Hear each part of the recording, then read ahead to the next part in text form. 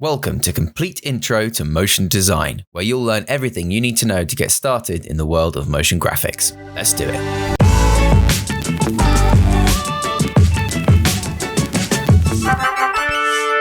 TipTut. Part 4, Finishing Touches in After Effects.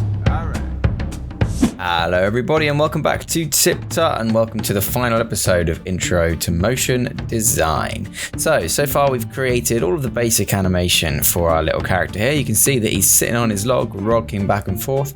The camera slowly zooms in and he toasts a marshmallow, which goes from a nice crisp white all the way down to a shriveled brownish color. The last things we need to animate on this then are going to be his face and the flames. The reason I left these to last is because they're quite complicated and long-winded to do for themselves. So we're going to do the face first, and then we're going to take a look at doing some frame-by-frame animation in Adobe Animate and bring that over to After Effects for the frames for the flames on his head here. So without any further ado, let's just jump right in. So you can see here that we have our mouth, blush, eyes, and brows layers that we're just going to pre-compose and call face. And then we're going to pick whip this face composition to the body, just so that it continues to rotate with the rest of the body as we expect. And just to double check that that happens, we can just pre-render a few frames. Yeah, so we can see that that's rotating along with the body there. Perfect. So now we can drop inside our face. For this one, we can probably actually turn the background back to black, just so we can see a little bit easier what's going on with our face here. So first thing I'm going to do is delete one of the eyes, and there's a reason for this, trust me. We're going to use the mirror technique to mirror one of these eyes here, so that we only have to animate one of them and the other one will follow suit. The mouth, blush, and brows, we're going to animate independently. In fact, the blush and the mouth aren't probably going to animate at all. The brows we're just going to have go like up and down, together. So a single layer for those is fine. So we're going to take our eye and go inside that composition.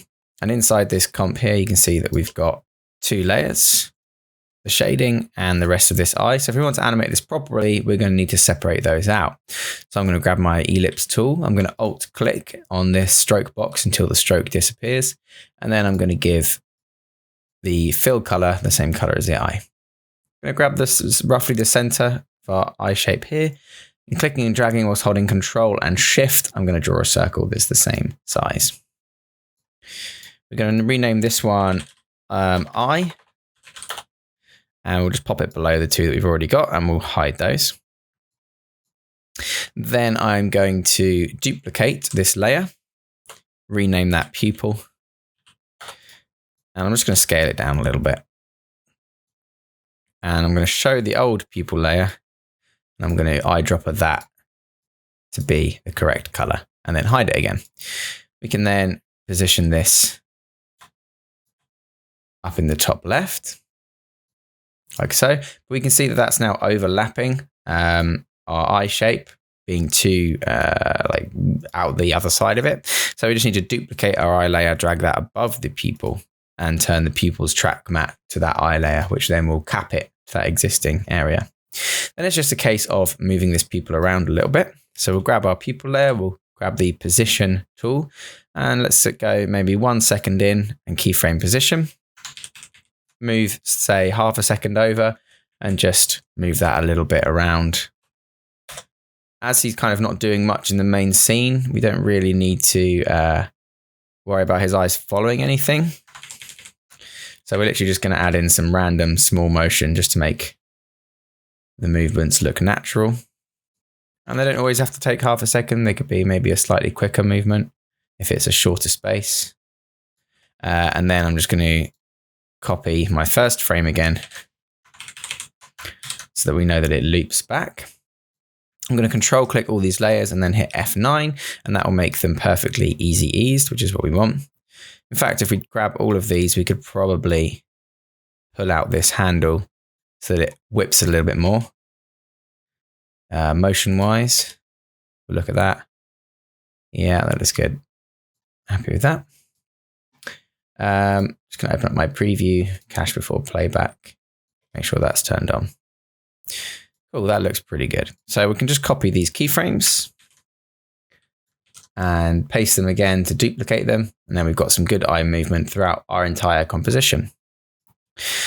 That looks pretty good. We're happy with that. So we'll go hit tab, go back up to our face layer, and we can see now that we've got our pupil moving throughout the composition. Now then, let's grab our mirror tool from the effects and presets panel by typing in mirror. And we can click and drag that over our eye. And you can see that over here, we'll get a small dot on the right-hand side. That's just going to be the center point of our mirror. So you want to drag that to a place until you get the eyes roughly the right amount of width apart that you want. So I'm going to say about there. Then we need to change the reflection angle in this case to just bring those eyes into alignment a little bit better, so that they're not, he doesn't look quite so boss-eyed, essentially. Drag that guy over. That looks pretty good. Maybe push that to 9 degrees reflection angle. There. So now we can see we only had to animate that once, and both the eyes are following in comparison to what we expect. Additionally, this also means that we can add some scale and stuff to this eye to basically make him blink. So we'll go over to here.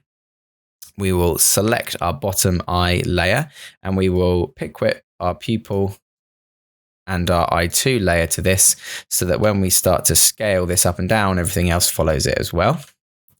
So I'll unlink the scale properties, and just after he moves, maybe about, let's have it be here, sort of 4.5 seconds in. I'm just going to keyframe the scale, move along half a second or so, and I'm just going to shrink down the height of the eye a little bit, maybe just to 95%. So he shrinks, and then we're just going to have the eye blink. So shrinking a little bit, and then in maybe say 20 frames, we'll have that scaled all the way down to something about here. That's going to move quite quickly. So let's say that's 40%, and see what that looks like.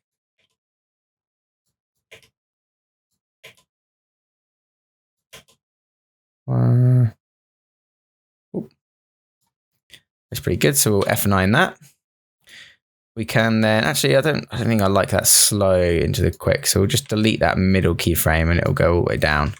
And then if we press Alt, Shift and left, we can drag those over a bit. Then we can take both of these keyframes here and make it go from fast to slow.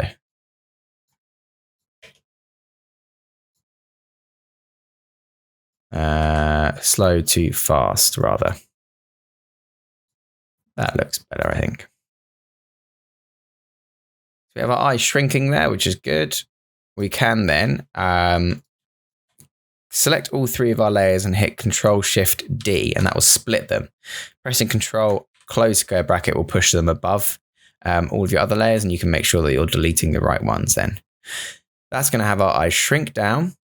We can then duplicate these layers with Control-D. Press U to make sure we're bringing up all these keyframes. We don't want that pupil animation there. And then we can bring these frames along, 1, 2, 3 frames after this keyframe, and hit Control-Shift-D to split them. And what that gives us is the eye closing, disappearing for a second, and then closing again. We also don't want it to be closing again, so we want to time reverse these 2 keyframes. Now that gives us the eye closing and then opening again. Not only does it do that, but it also means we maintain all of our timings for these pupil movements. So in that 3-frame gap, I'm just going to draw a new shape layer, which has a slight curve. It has no fill, but it does have a stroke that is the same color as the pupil. We will shift that down, press U to collapse it, and we'll cut that layer to just be the length of our 3 frames. But I don't like these harsh edges that we've got here on the edge of our line. I want them to be round, so I'm going to twirl this layer down, go to Contents, Shape, Stroke, and change that to Round Cap, which just adds round edges. Now, if we watch this back, we've got our eye that closes, goes to the blink, and opens again. Why won't that play? Preview, come on. If caching, play cache frames. Is that it? No. Why is that not playing? It says it's playing.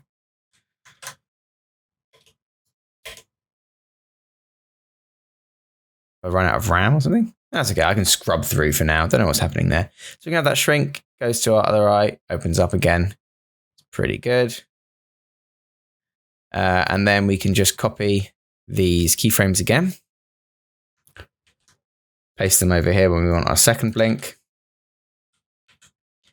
What we could probably do is just 1, 2, 3, paste like so.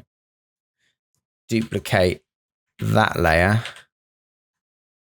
and move it over to where that 3 frame pause is. Like so.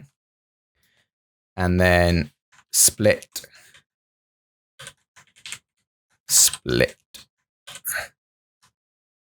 And get rid of those 3. And then we've got it changing to that eye again and opening up again.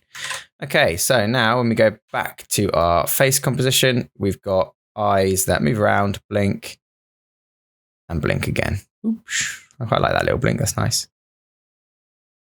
Blink. Blink. Okay, it looks good. So now we just need to add some random brow movement. So we'll just grab the position of these eyebrows and we'll just have them shrink down with some basic easing. Maybe after a few seconds. Maybe as he starts to rise that stick to his flame at 5.5 seconds, he brings up his eyebrows again. And then lowers them back to the starting position with a copy and paste. And we can do all of that again a second time. And there we have our face animation. So we don't want that to go down to wireframes. We want adaptive resolution. He's going along. Maybe he'll blink. So at 5 seconds, he's doing a blink, which is nice. And then I think he does another one a bit later. Looking pretty good. Hard to see there because we've got so much going on. Easier to see inside of the face layer, obviously. He's blinking once or twice, moving his eyes around. Looks pretty good. Okay. Back up to our sketch layer then. So if we round preview all of this, we should see what we have so far, which should be everything apart from the flames animated. So let's hop back in once we've seen that pre-rendered. Okay, it's time for an After Effects hot tip. Turns out if you're pressing space and your RAM preview isn't working, it's probably because you're an idiot like me and your audio hardware changed. So I turned off my speakers, which caused the audio hardware to change, which caused them to be not working in After Effects, which means when I've got audio on in the preview, it doesn't RAM preview that. Now, I switch that to be correct in the preferences and it's working fine again. Okay, no worries. We'll RAM preview this and we'll see what we've got. Just thought I'd let you know what happened.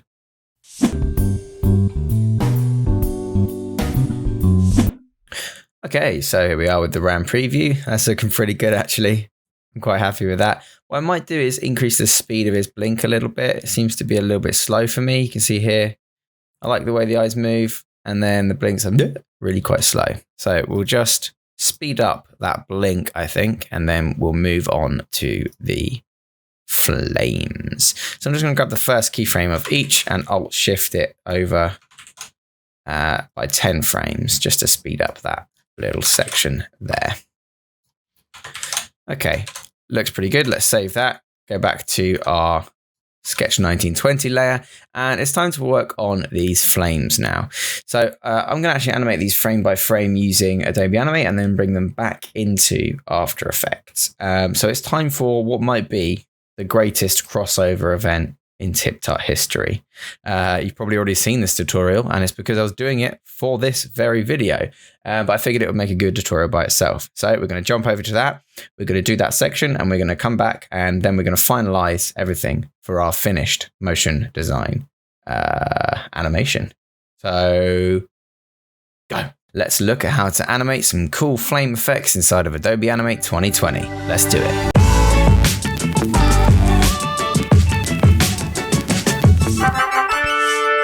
TipTut. Hello everybody and welcome back to TipTut and welcome to this Adobe Animate tutorial. Today we're going to take a look at how to animate some cool flames inside of Adobe Animate 2020. So to get started, we're going to need to make ourselves a new canvas, and I've actually got a reference file here called flamesanimation.png. So we're going to bring that in. First step is to create a new canvas here. We're just going to make it 1080 by 1080 pixels. For this particular project, I'm doing 60 frames per second because it's for another project I need to integrate with that is also 60 frames per second. I recommend you use the more standard 24 if you're doing this, because 60 frames a second is a lot to draw. I'm shooting myself in the foot by doing it, but I've got to match it now. So I recommend 24 frames per second, and we can just hit create on that one. Not too many settings to set up there. Once we've got our canvas, we want to drag and drop our reference file in. If you don't have a reference file to follow along with this one, it doesn't really matter. You just need to draw your first frame. So I'm just going to hold Control and Shift whilst pressing Q initially to scale up my flame here. And then I'm just going to hit F8 and turn this into a symbol called flame, just so that I can reduce the opacity of this, which you do over in the properties panel by clicking alpha and then dragging that opacity down.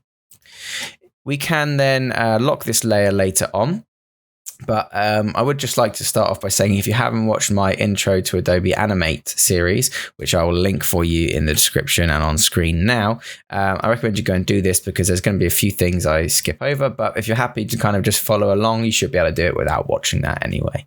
So without any further ado, let's just jump right in.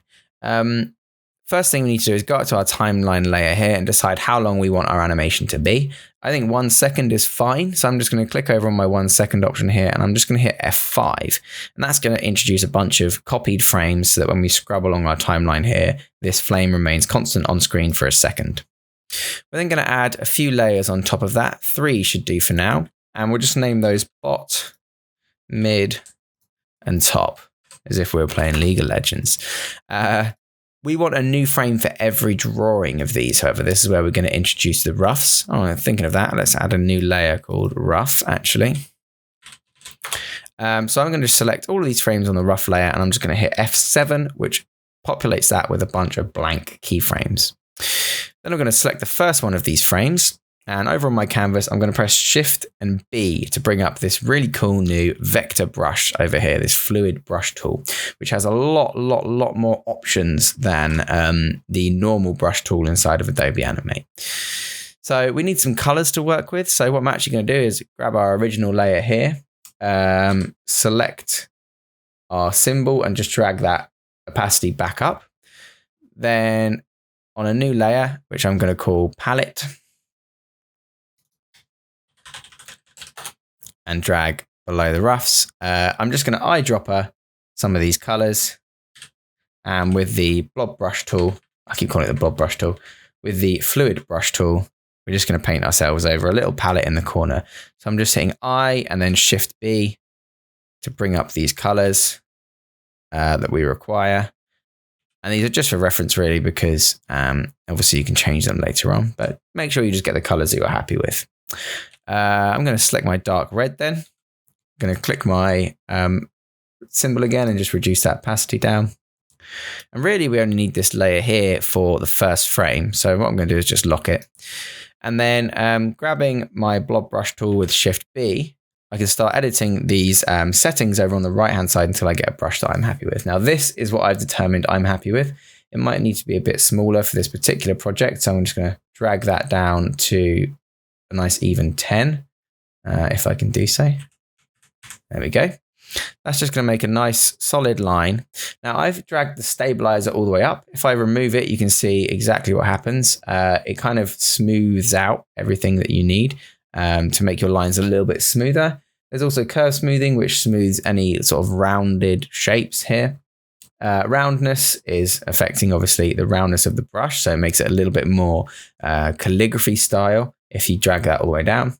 Angle and is to do with your angle of your pen. If I bring that into camera there, like so, how much it respects you tilting the angle. Taper is how much you want your brush to sort of close off. So you can see here that taper all the way up makes this nice spiked ending. Taper all the way down makes a nice round edged brush, which is what I want for this one. And then yes, we do want pressure to be applied. So I'm just going to delete all of those by selecting that frame and hitting delete. Then using the Control+ tool, I'm going to zoom in and we're just going to create ourselves our first frame. And we're just mainly using this one for reference. So we want it to get close enough to the original, but not worrying too much because obviously we're not going to be using the original at all. It's just for reference. Now I find it best to work with your outlines first and then come and fill later on. I also find it best to work thinking about one shape at a time. Okay, so we can fill that in with K and then Shift B to go back to our normal brush. So at the moment we've got zoom size with stage on.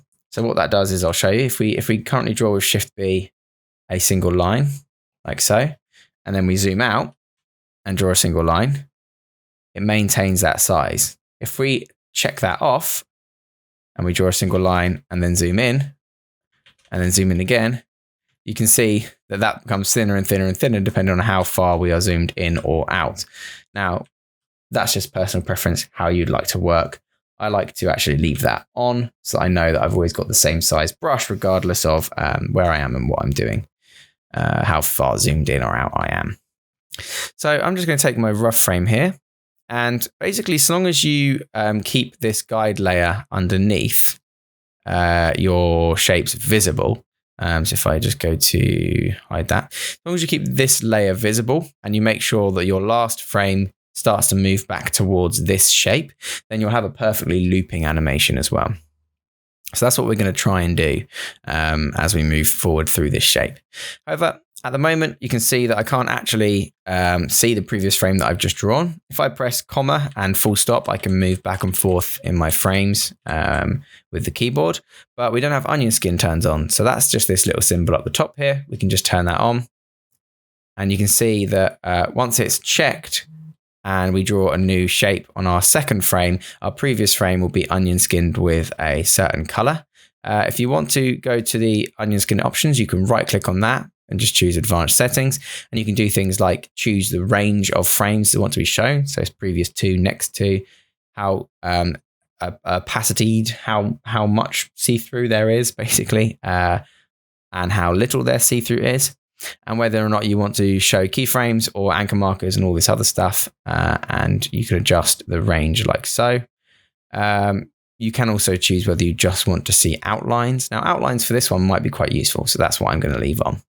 Okay, so I'm going to close off my onion skin settings. I'm going to zoom in a little bit, and I'm going to start to see how I want to move this shape. Now, it's obvious here to me that this shape's kind of pulling itself upwards. That brush is quite large, actually. I'm just going to bring that down. There we go. Yeah.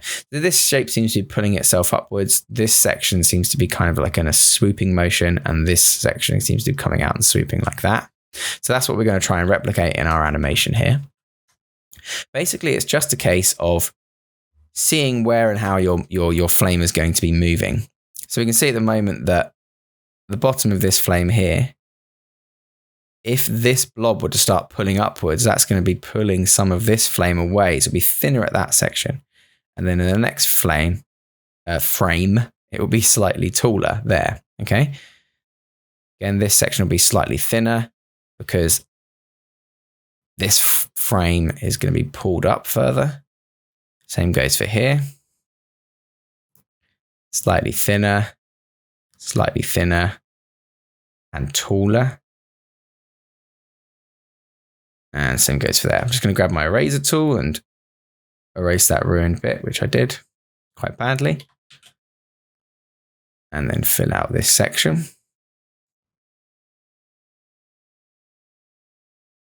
And then K will fill that in for me. That looks pretty good. So we can move on by pressing full stop. And you can see now that we've got our two different frames here. So again, we can start pulling this one in a bit thinner. This time it's going to start to rise even further out. This one's going to be pushing itself even further up, which makes that bit even thinner. Same goes for this section here.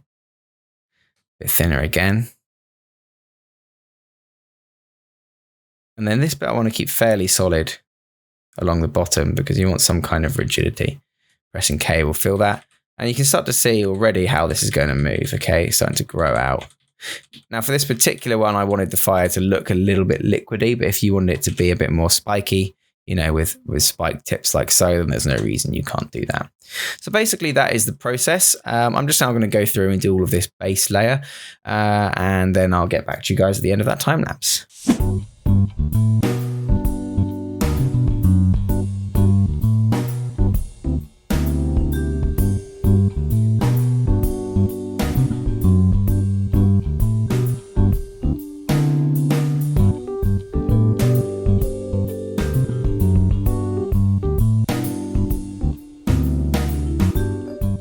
So as you're going through your animation here, you might start to notice that it feels like it's coming to a conclusion much earlier naturally than you expected. Like for example, here I'm only on frame 10. I need to be frame 60 before it starts to loop around. But I've already had my shapes break away from the main block here, and it feels natural that it would start to bring this little lump back in to start to re-loop these elements. If that happens to you, not to fret. You can basically say that you're going to add more in-betweens between these to change the speed of the animation to make it slower and smoother transition between those different frames. That'll make sense in a second when I get to doing that bit, but thought I'd just let you know that if you're experiencing this as well, it's not really an issue. You can fix that later on.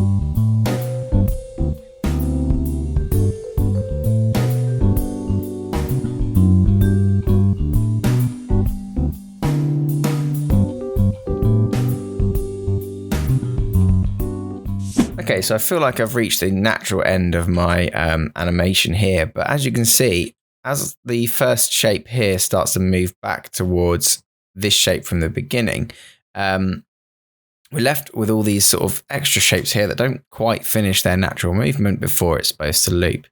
And the way you can fix that is by moving the tail ends of these natural shapes to the start of the animation as well, because it's going to be seamlessly looping. There is no actual start or end. So what you can do is copy these shapes with Control C. Oops, sorry, I have one more frame there. So we'll just quickly do these last frames. And copy these shapes instead. So grab these elements. It's mainly this larger blob here, but we'll take them all. So using the lasso tool, which is L, just grab all these elements and copy and just paste them on the layer above for now with with paste in place, which is Control Shift V when you're inside of Adobe Animate. And as you can see, then you can start to blend these two frames together if you needed to. So let's shift them over frames so we can use them as a reference for our first frame. And they're going to be slightly further ahead on each of these, maybe getting ready to disappear. So that one's going to be like this. This larger one over here, like that. And that'll probably do. Then if you need to, you can delete this above frame and you should be able to see the remnants of your last frame here, and you can just carry on animating them straight ahead like normal. Fill out that with K, Shift B. This one here. Move over a frame, do the last little bits.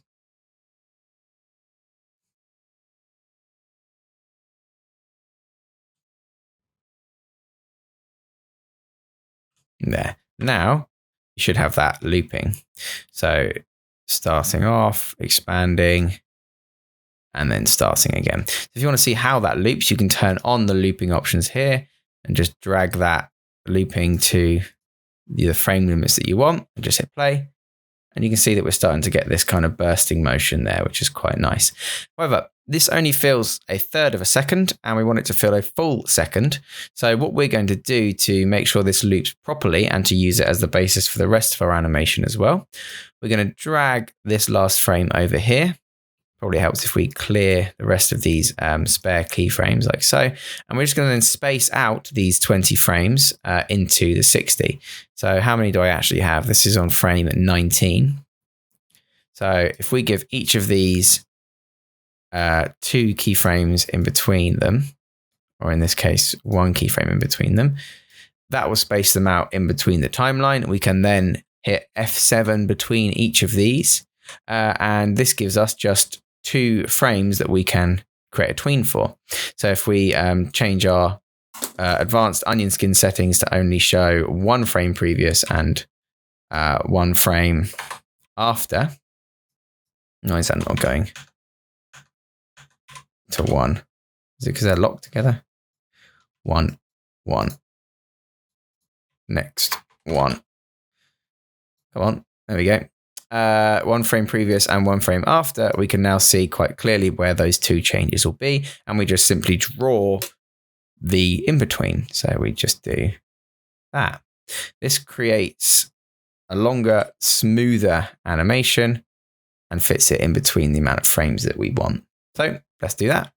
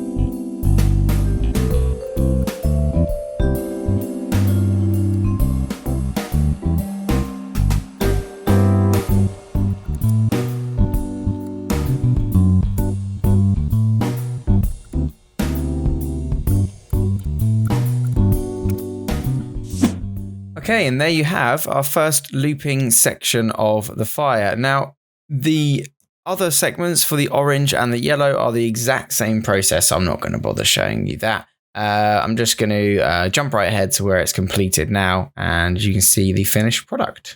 And there we have it, our completely finished looping fire animation. Really simple to do, frame by frame. Make sure that your first frame matches your last frame and you're good to go. Okay, so here we are back in After Effects. Now it's time to import what we just made in Animate. So I'm just going to hit Control and I, and I'm going to grab my animateflames.fla. That's the source file. The FLA is the same as sort of the PSD in Photoshop terms.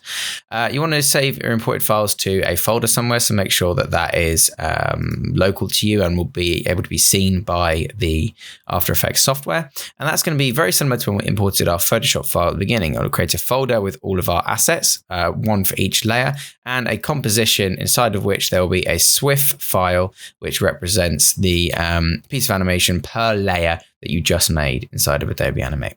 Now I noticed the bottom of this kind of jumps a little bit, which I'm not a massive fan of, but I don't have time to go back and fix that. Just let you guys know that that's there, and I'm not particularly happy with it. Once this is brought in, however, it's really simple to just pop into our animation. If we go back to our Sketch 1920 layer, and we've got flame top, mid, and bot. What I'm going to do with those is I'm just going to pre-compose them, call them flames, and we're going to pin those flames to the lighter top like usual, and then go inside. Now, the reason we do that is so that we can grab our animated flames layer, sorry, it's hard to say, and then just roughly scale it down and position it to replace the general positioning of our previous layers. So scale this guy down, pop him in place, and then hide these 3 layers because we don't need them anymore. Let's extend that work area out. So this has only got about 16 seconds in length. That's fine though, because our original layer here, we're probably going to be limiting to about 16 seconds anyway. In fact, let's take the time to make it 15. And we can trim our composition to that layer. We'll do that last though. So at the moment now we can see that our new animated flames will be following our previous motion, apart from they are now animated, which looks quite nice. So we just need to add our noise back into these separate layers as well now, because they're obviously, they don't have that noise because we didn't create that in Adobe Animate. So that is attached. It is animating the full length of what we want. I'm sort of happy with the position, but what I'm going to do is just reposition this outside containing composition. And what we can do actually to fix that jagged bottom that we didn't really like is we can mask out just roughly, if we go and give it a bit of breathing space. We could mask out the bottom of this overarching composition with a subtractive mask that has a feather of, say, 5 pixels, maybe 10 pixels. And that will stop that janky bottom edge from showing too much. If we give it maybe a feather of 20, there you go. That makes it look like it's growing out of that spout there, which is quite nice. And that solves our janky bottom edge problem. So there you go. Back inside our flames layer then, we just need to go to one of our subcomps, the marshmallow one will do, and copy one of our grain layers. Actually, let's not use the marshmallow one because that's got keyframes on it that we don't want.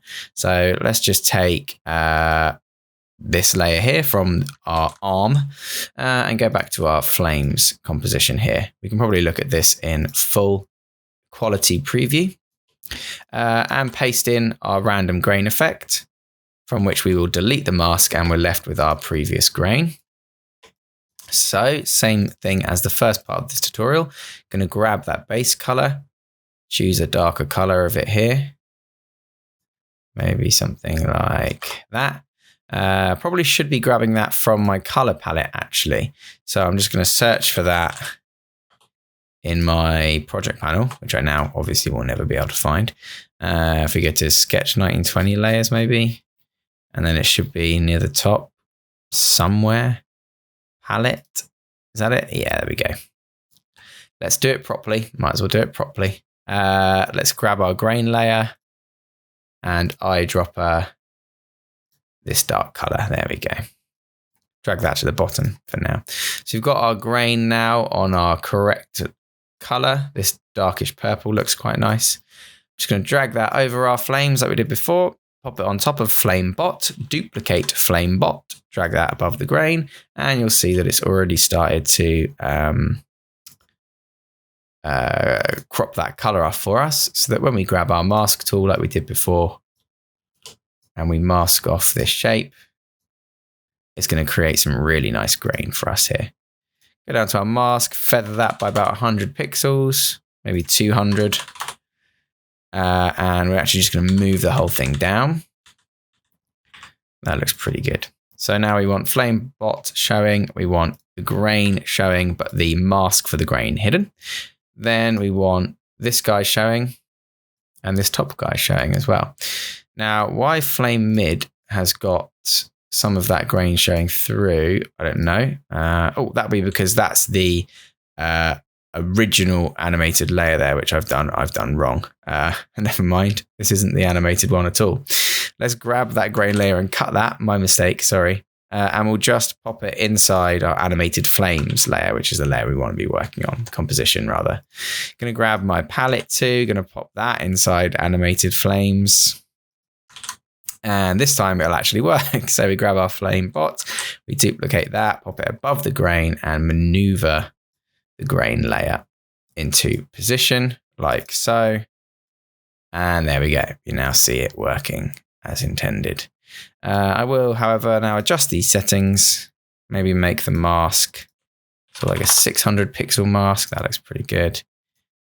And drag out the mask area because this is obviously going to animate and change. We want to make sure it covers the entire thing. So then as that goes through, we're going to see our grain animate. Perfect. Okay, let's do the same thing then with the rest of these layers. So we want to duplicate our grain layer, pop that above flame mid, duplicate flame mid, pop that above grain, and then show our bottom flame mid. That's pretty good. Let's bring our color palette on screen so that we can change the color of this grain. Was originally this orange, which makes it the same. So we'll make it this kind of darkish color here. And we'll just grab that grain layer and we'll just bring it down a little bit like so. That looks good. So again, we'll duplicate that grain layer, place it above flame top, duplicate flame top, place that above the grain, show that bottom grain. Then take this guy here, shimmy him up all the way to the top. And this time we're going to accent with white, maybe this off-white color. And we'll just reduce the opacity of this overall layer to about 40, maybe 60. That looks pretty good. And now we can see that that's going to be just animating the brighter elements as opposed to the darker elements of this flame here as well.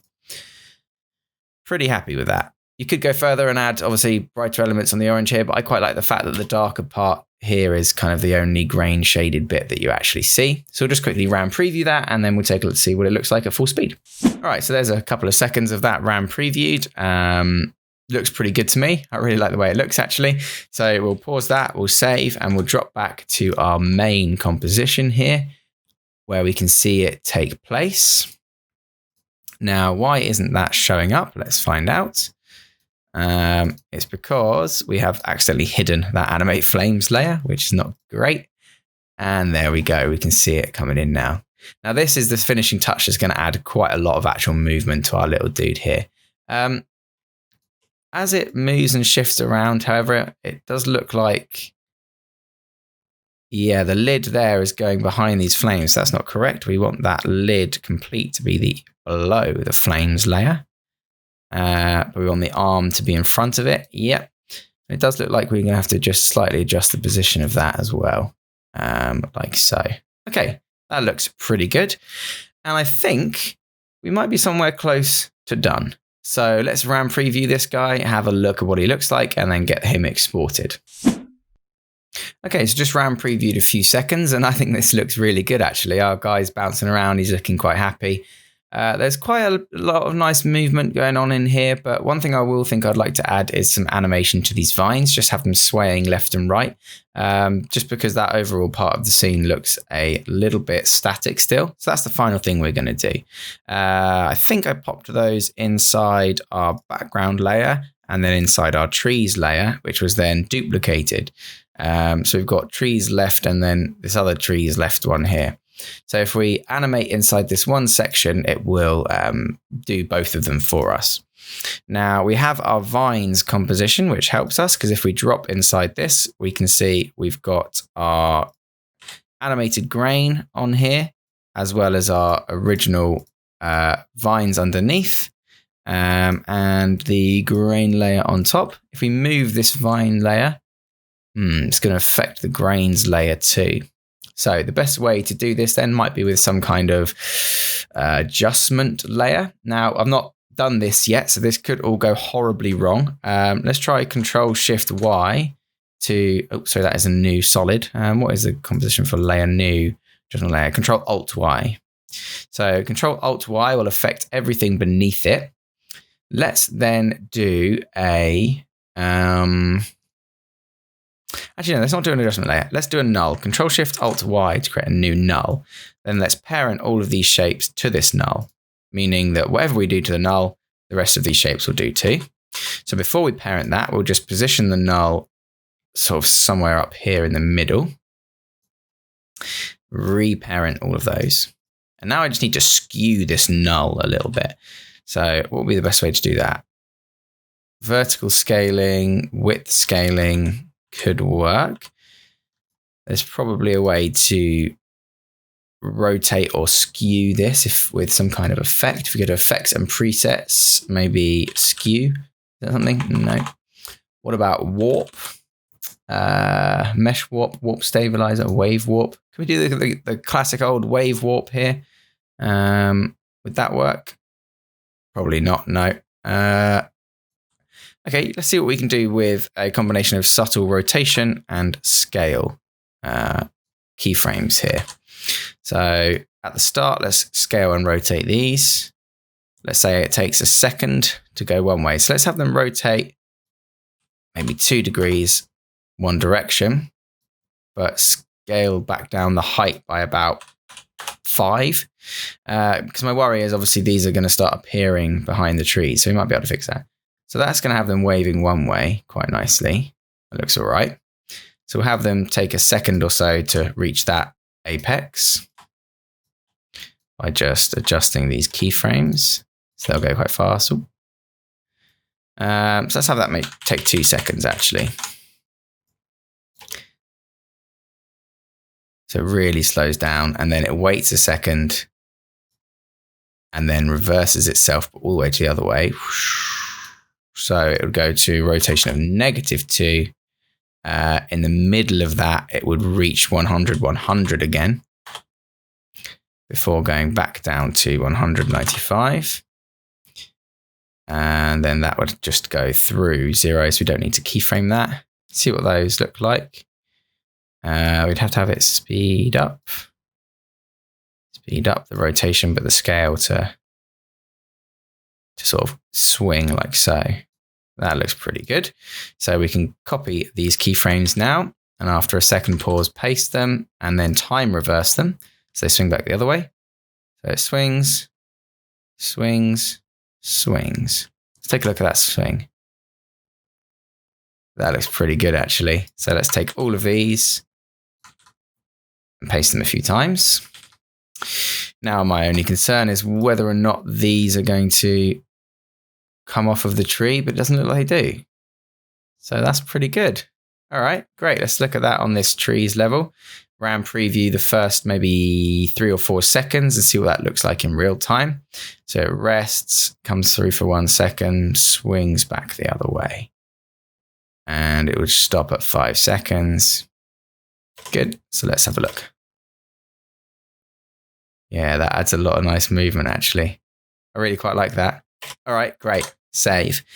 Let's export this guy because we are done. Now, one thing I remember I did do was I exported this background as a video and then didn't replace it. It was just so that it helped with RAM previews and stuff on weaker systems. So if I just navigate now to the folder, Complete Intro to Motion Design, and go to the Adobe Media Encoder, we see we've got this background file here, which is just by itself. Now, obviously, this is now outdated, but just because I remember, the only thing I was going to do was drag that in to After Effects here into our project folder.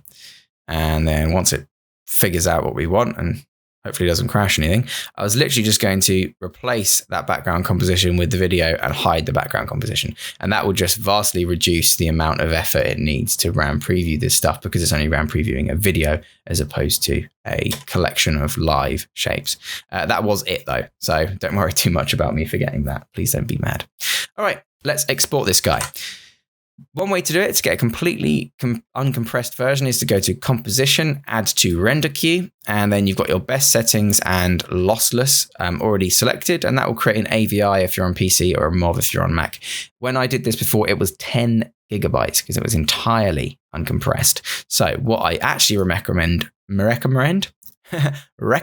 you do is to select your composition, which I'll just rename to main now, and go to Composition, Add to Adobe Media Encoder queue, and that will open up Adobe Media Encoder, which is a separate piece of software specifically for encoding videos, and in there we can encode directly to an MP4, so you won't lose any quality other than you would normally encoding to an MP4. So skipping that exporting to an AVI step doesn't really lose you any quality. So sometimes when you hit that and you open up Adobe Media Encoder automatically, it won't actually add it to the queue for a few seconds until it figures itself out. Just wait and be patient, basically.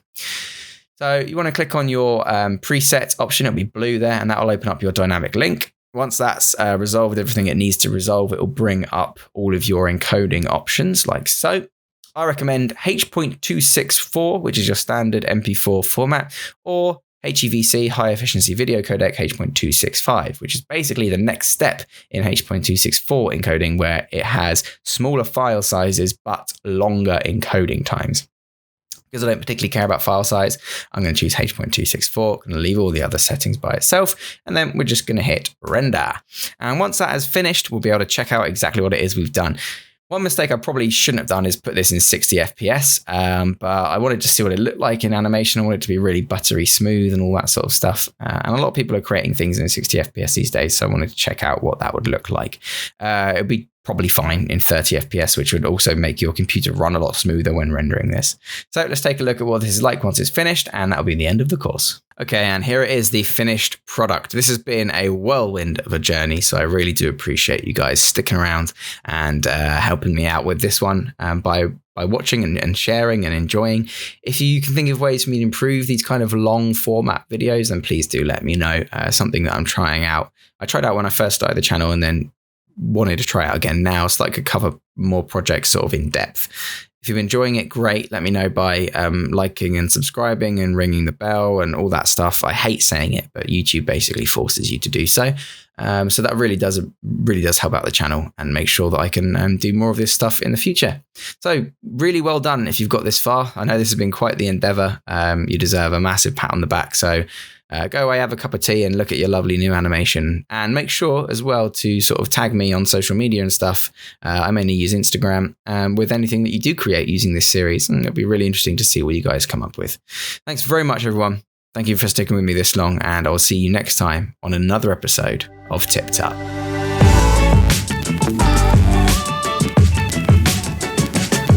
Remember to subscribe for more tips, tricks, and tutorials. Thanks for watching.